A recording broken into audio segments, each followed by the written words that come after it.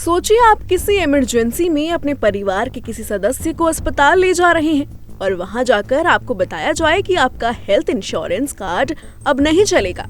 डरावना लग रहा है ना? ऐसी ही स्थिति का सामना उत्तर भारत के लाखों लोग 1 सितंबर 2025 से कर सकते हैं, जिनके पास बजाज अलायंस की हेल्थ इंश्योरेंस पॉलिसी है।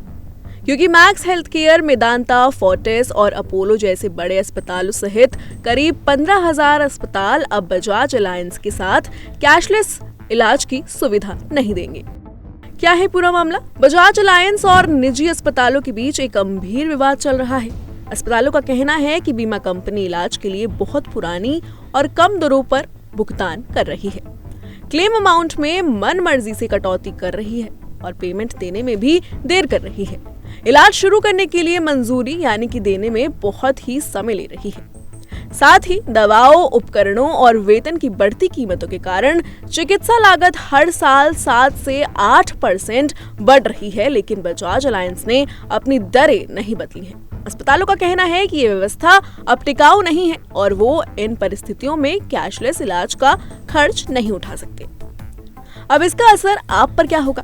अगर आपके पास बजाज अलायंस की पॉलिसी है तो 1 सितंबर 2025 से आपकी ये परेशानियां झेलनी पड़ सकती हैं। बजाज अलायंस ने कहा कि उन्हें ये कदम चौंकाने वाला लगा है। वो इस मामले को सुलझाने की कोशिश कर रहे हैं और बातचीत के लिए तैयार हैं। लेकिन जब तक ये हल नहीं होता, ग्राहकों को दिक्कतों का सामना करना पड़ सकता है।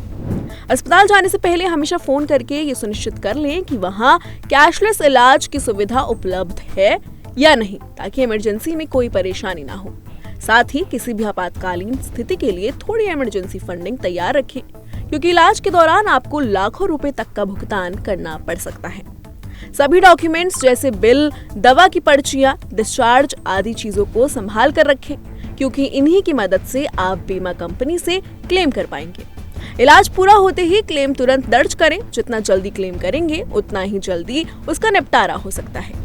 आप अपना क्लेम बजाज अलायंस की वेबसाइट या मोबाइल ऐप पर ऑनलाइन ट्रैक कर सकते हैं। साथ ही पूरे मामले पर नजर रखें, क्योंकि अगर बीमा कंपनी और अस्पतालों के बीच समझौता हो जाता है तो कैशलेस सुविधा दोबारा शुरू हो सकती है। अब आपको क्या करना चाहिए? ध्यान रखिए, ये कोई स्थायी रोक नहीं है, ये बस एक टकराव है। अगर दोनों पक्ष आपस में समझौता कर लेते हैं तो कैशलेस इलाज दोबारा शुरू हो सकता है। लेकिन फिलहाल सावधानी रखें, जानकारी रखें और इमरजेंसी से पहले अपने अस्पताल की पॉलिसी जरूर जान लें, क्योंकि जब बात स्वास्थ्य की हो तो सतर्कता ही सबसे बड़ी सुरक्षा है।